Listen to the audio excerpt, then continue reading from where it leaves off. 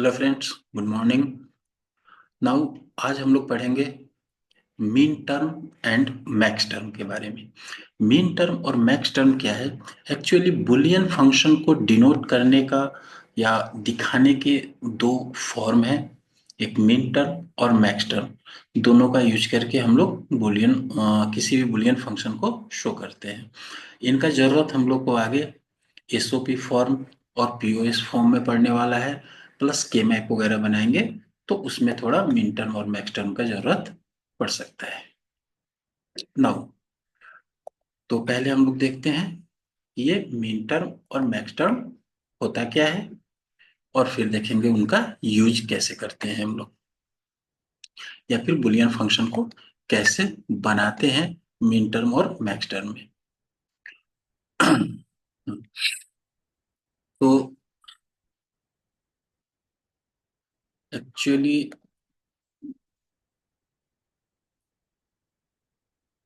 Yes, ये है हमारा। देखो, मेनली होता क्या है कि दो तरीके हैं हम लोगों को किसी भी बुलियन फंक्शन को दिखाने के लिए। उन्हीं को हम लोग min term canonical form and max term canonical form कहते हैं। तो बेसिकली ये कैनोनिकल फॉर्म क्या है? फॉर्म भी दो तरह के होते हैं, एक कैनोनिकल और फिर एक स्टैंडर्ड। तो उनके बारे में भी बाद में हम लोग डिस्कस करेंगे। एक है लिटरल। लिटरल क्या होता है? बेसिकली लिटरल क्या है कि जब भी हम किसी बुलियन वेरिएबल को इंक्लूड करते हैं या जब भी हम शो करेंगे तो बुलियन वेरिएबल ही चाहिए। अब बुलियन, कोई भी बुलियन वेरिएबल हो वो अपने दो फॉर्म में रह सकता है, या तो नॉर्मल फॉर्म में या फिर उनके कंप्लीमेंट के फॉर्म में। जैसे अगर ए होगा, सपोज बी होगा, तो या तो बी हो सकता है या फिर बी का कंप्लीमेंट हो सकता है। तो बी हो या बी का कंप्लीमेंट हो, दोनों को ही हम लोग लिटरल कहते हैं। तो आइदर बी हो या बी का कंप्लीमेंट हो, या कोई भी वेरिएबल हो ए का कंप्लीमेंट हो, तो उनको हम लोग बुलियन लिटरल कहते हैं। तो ये लिटरल चूंकि हर जगह यूज पड़ेगा। नाउ अब वन बाय वन हम लोग देखते हैं कि ये मीन टर्म होता क्या है। सी, मीन टर्म का मतलब क्या है? जब भी हम किसी दो लिटरल, जैसे दो लिटरल का अगर प्रोडक्ट बनाते हैं तो उसे हम लोग मीन टर्म कहते हैं। बेसिकली मीन टर्म का डेफिनेशन ही यही है कि the product of all literal. तो प्रोडक्ट ऑफ ऑल लिटरल का मतलब क्या हुआ? जो भी लिटरल है हमारे, या तो कंप्लीमेंट होंगे या विदाउट कंप्लीमेंट होंगे, is known as mean term.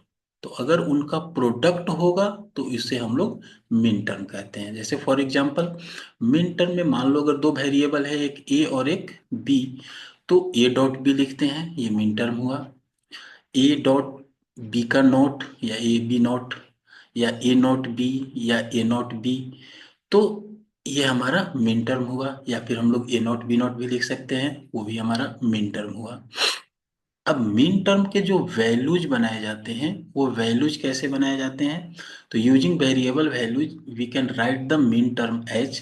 देखो, जनरली क्या होता है कि कोई भी, if the variable value is one, we will take the variable without its complement. जो भी वेरिएबल होते हैं, अगर उन वेरिएबल का वैल्यू वन है तो हम लोग उसे विदाउट कॉम्प्लीमेंट लिखते हैं, और अगर उस वेरिएबल का वैल्यू जीरो है तो विथ कॉम्प्लीमेंट लिखते हैं, जैसा कि हम लोगों ने सर्किट बनाते वक्त देखा था।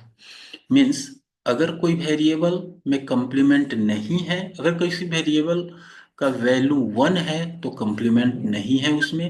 अगर किसी वेरिएबल का वैल्यू जीरो है, दैट मीन्स कि उसमें कॉम्प्लीमेंट लगा हुआ है।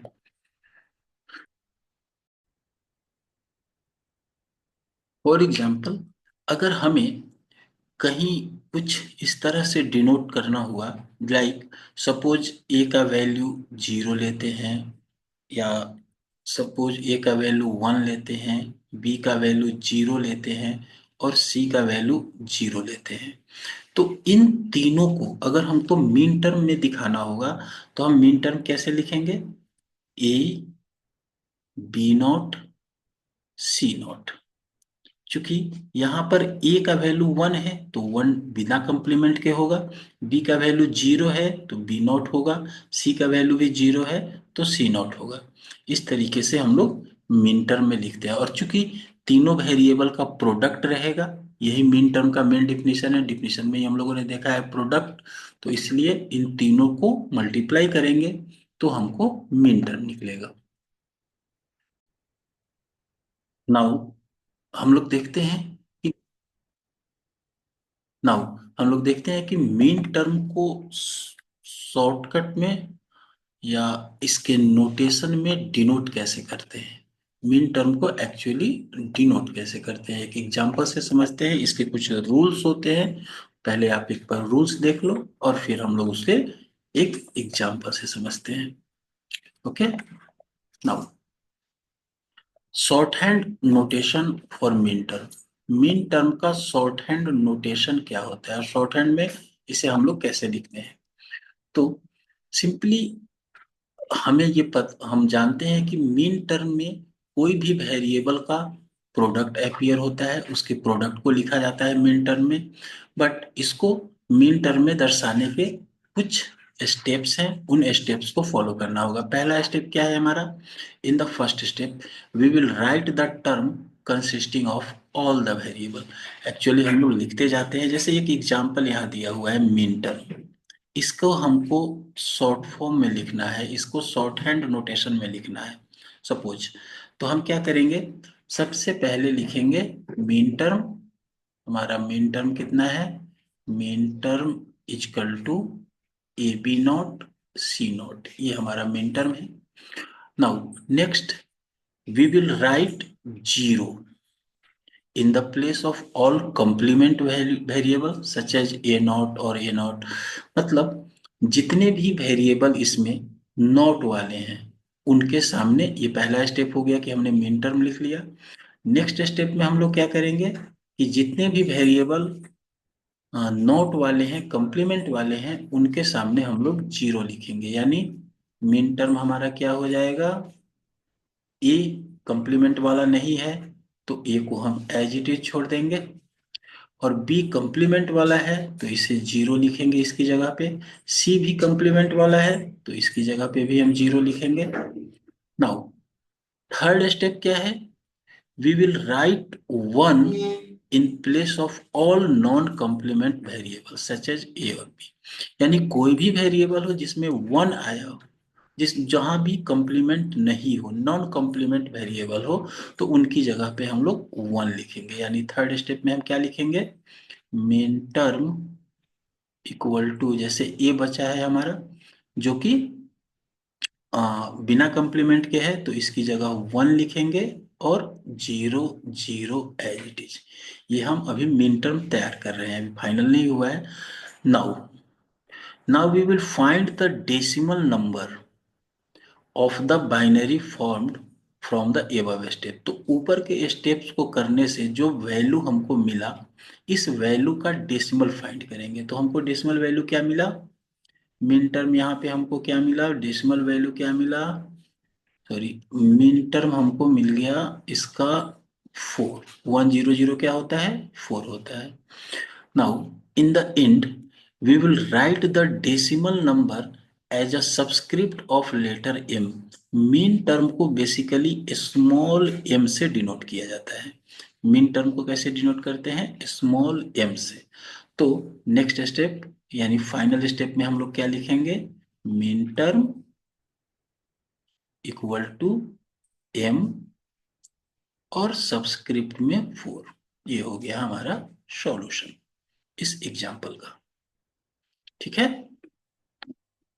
नाउ अब हम लोग देखते हैं मैक्स टर्म। मैक्स टर्म कैसे काम करता है? नाउ हम लोग देखते हैं मैक्स टर्म। सॉरी, पहले इसको खत्म करो। यस, नाउ मैक्स टर्म का डिनोस मैक्स टर्म क्या होता है? तो जिस तरह से हम लोगों ने मीन टर्म में पढ़ा कि मीन टर्म क्या था? लिटरल का प्रोडक्ट। और मैक्स टर्म क्या होता है हमारा? लिटरल का सम। मैक्स टर्म क्या होता है? लिटरल का सम। कोई भी लिटरल हो उसके सम को हम लोग मैक्स टर्म कहते हैं। तो लिटरल का मतलब क्या हो गया? कंप्लीमेंट या विदाउट कंप्लीमेंट। कोई भी डिजिट अगर कंप्लीमेंट के साथ हो या विदाउट कंप्लीमेंट के साथ हो तो उसे हम लोग लिटरल कहते हैं। तो लिटरल के sum, that for example max term, suppose करो अगर ए और बी वेरिएबल का निकालेंगे तो क्या होगा? ए प्लस बी हो सकता है, ए प्लस नॉट बी हो सकता है, या ए नॉट प्लस बी हो सकता है, या ए नॉट प्लस बी नॉट हो सकता है। मतलब मैक्स टर्म हमारा था प्रोडक्ट, जहां पे हम लोग सीधे A B not, A not B लिखते थे, लेकिन यहाँ पर उस डॉट की जगह पे प्लस लिखेंगे, ए प्लस बी नॉट या ए प्लस नॉट बी, इस तरह से। Now max term from values, again case वही है कि मैक्स टर्म अगर वैल्यूज से निकालना होगा तो अगर if the variable value is one, अगर किसी वेरिएबल का वैल्यू वन है, then we will take the variable without complement, जैसा कि पिछले एग्जांपल में भी था। अगर किसी वेरिएबल का वैल्यू जीरो है तो हम लोग उसे कंप्लीमेंट करके वेरिएबल को लिखते हैं। ओके, नाउ फॉर एग्जांपल, अगर हम उसी एग्जांपल को लें, जैसे ए वन है, बी जीरो है, सी जीरो है, इसका अगर हमको मैक्स टर्म लिखना होगा तो हम क्या लिखेंगे? मैक्स टर्म सिंपली ए, ए का वैल्यू वन है तो हम लोग ए को एज इट इज लिखेंगे, बी का वैल्यू जीरो है तो बी को हम लोग कंप्लीमेंट में लिखेंगे, बी का कंप्लीमेंट, और सी भी हमारा जीरो है तो सी को कंप्लीमेंट में लिखेंगे। लेकिन इनको अब डॉट से नहीं, प्रोडक्ट नहीं, इन सारे डिजिट का सम, प्लस का साइन। तो ये हो गया हमारा मैक्स टर्म। पहले वाले में मैक्स टर्म क्या आया था? A B not C not, यहाँ पर A plus B not plus C not, ये होगा आपका मैक्स टर्म। नाउ हम लोग देखते हैं short term notation of max term. Max term को कैसे नोट किया जाता है? तो इसके लिए भी सेम, पहले भी हम लोगों ने देखा है। जैसे सिंपली मैक्स टर्म का short hand notation, short hand notation for max term. Max term को शॉर्ट हैंड नोटेशन कैसे होता है? तो अगेन यहाँ पे एग्जाम्पल है हमारे पास, max term A B not, A plus B not plus C not. तो इसका अगर हमको मैक्स टर्म निकालना है तो इसका शॉर्ट हैंड नोटेशन निकालना है मैक्स टर्म में। ये मैक्स टर्म तो ऑलरेडी है ही, इसका हमको शॉर्ट हैंड नोटेशन निकालना है। तो पहला स्टेप क्या है? In the first step we will write the term consisting of all variable. तो अगेन फर्स्ट स्टेप में तो हम लोग वही काम करेंगे, लिख देंगे सीधा मैक्स टर्म बराबर A plus B not plus C not. ठीक है, सेकेंड है अगेन वही काम, next we will write zero in place of all the complement variable. तो जो भी कंप्लीमेंट वेरिएबल है उनके प्लेस पे जीरो लिखेंगे। Now we will write one in place of all non complement variable such as A. मतलब पहला second step में हम लोग क्या करेंगे कि फिर ए एज इट इज रहेगा, बाकी को हम लोग जीरो लिखेंगे क्योंकि कंप्लीमेंट वेरिएबल है।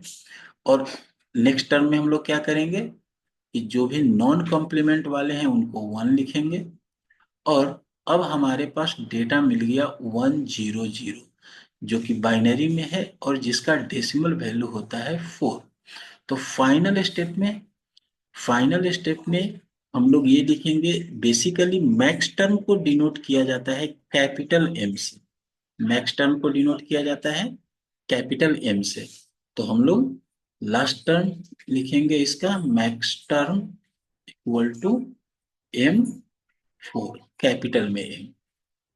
That is the solution. Now hope so main term और मैक्स टर्म क्लियर हो गया होगा। अब नेक्स्ट क्लास में हम लोग देखेंगे एसओपी मेथड और POS method. Okay, thank you.